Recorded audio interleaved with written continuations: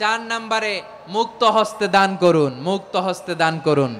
ওয়ামা আতাইতুম মিন যাকাতিন তুরিদুনা ওয়াজহাল্লাহি ফাউলাইকা হুমুল মুদঈফুন। তোমরা মনে করো না যাকাত দিলে তোমাদের সম্পদ কমে যায়, এটা ভেবো না, বরং তোমরা আল্লাহর খুশির জন্য যে যাকাত দাও তারপরে তোমার যে সম্পদ থাকে ওই সম্পদের মধ্যে প্রবৃদ্ধি দান করে কে? আপনি মনে করছেন দিলে কমে নাকি বাড়ে?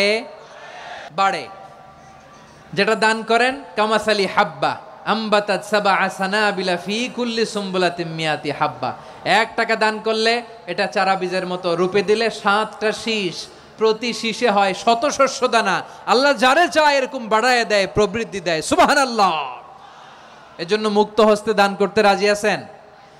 আগে আগে যাকাত ক্যালকুলেট করে রাখেন। আপনার যাকাত বর্ষ যদি পরেও হয়, দেরি করেও হয়, ধরেন যে প্রতি বছর মুহররমে দেন, আপনি আগে দিতে পারবেন। যাকাত অগ্রিম আদায় করা যায়। সুবহানাল্লাহ বলেন।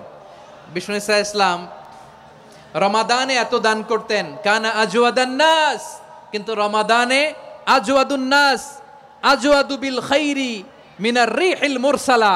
প্রবাহিত বাতাসের চেয়ে বিশ্বনবী আরো বদান্যতা বেড়ে যেত। প্রবাহিত বাতাস যেমনি সবাইরে বাতাস দেয়, আস্তিক নাস্তিক মুমিন কাফির সবাইকে শীতল করে দেয়, তেমনি নবীজির রমাদানের দান ছিল এমন, কেউ নবীর কাছে চেয়ে ফিরে গিয়েছে এর নজির নাই। জোরে বলেন সুবহানাল্লাহ। রমাদানে দান করব, ইফতার শেয়ার করব। কাউকে ইফতারি করালে সারাদিন রোজা রেখে তার যে সওয়াব, আপনি ইফতার করানোর কারণে আপনার আমলনামায় ওই সওয়াব আল্লাহ ঢুকায় দিবেন। পড়েন সুবহানাল্লাহ। সাহাবারা বললেন, নবী আমরা গরিব মানুষ, ইফতারি খাওয়ানোর পয়সা নাই।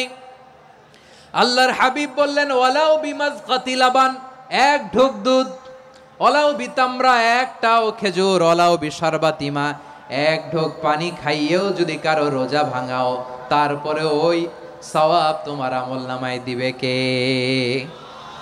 তাহলে মুক্ত হস্তে দান করুন। 4 নাম্বার।